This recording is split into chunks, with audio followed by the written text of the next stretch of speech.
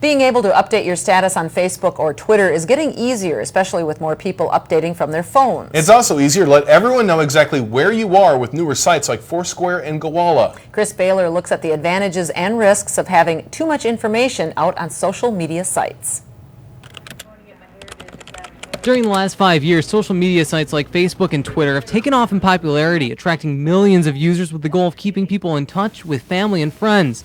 Newer sites like Foursquare and Gowalla give users the chance to check into a place or business. One day I just asked them, like, oh, what's that? They're like, oh, it's a neat game that, like, when you go to certain places, you just check in, and then if all your other friends go, they can just check in. It's kind of like a little competition. And then your friends know that you're at somewhere, and so they can all show up to meet you. Maybe you're at the Sammy's Pizza, and so everybody's going to show up at Sammy's Pizza to meet you. Laurie Betcher is a social media expert. She says these sites are mainly used by 18 to 25-year-olds. Users say the sites can be fun, but Betcher says they can also be used to help businesses. You can see firsthand the customers that are visiting your location, the ones who are talking about your products and services, and coming into your location often. You can also link Foursquare to your sites like Facebook and Twitter so your friends there can get your updates and so they can meet up with you while you're out and about. On Foursquare, they allow you to do, like, you can have it on your Facebook, Twitter, or just your friends in Foursquare.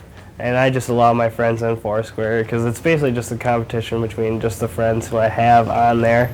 Facebook and Twitter also have their own location features built in to compete with sites like Foursquare, but Betcher says if you're going to let people know where you are, you need to think about what that is really telling the world. If I have 1,200 friends, I have to realize that when I am saying this is where I'm at, that is telling those 1,200 people I'm not at home right now. And the consequence may be that one of those 1,200 people that is friends with me is not the most honest person and may happen to come and rob my house. Betcher and police say you should also be keeping up with your privacy settings and be diligent about not putting your address, birthday, or phone numbers on your sites. Although the bad guys feel they're safe behind the anonymity of the internet, people are kind of fall into a false sense of security when they're on the computer too and doing nothing wrong. They think that because I'm communicating with you, that communication is between me and you. But the reality of it is that communication, once it's submitted or sent, there is really no control of where that communication goes.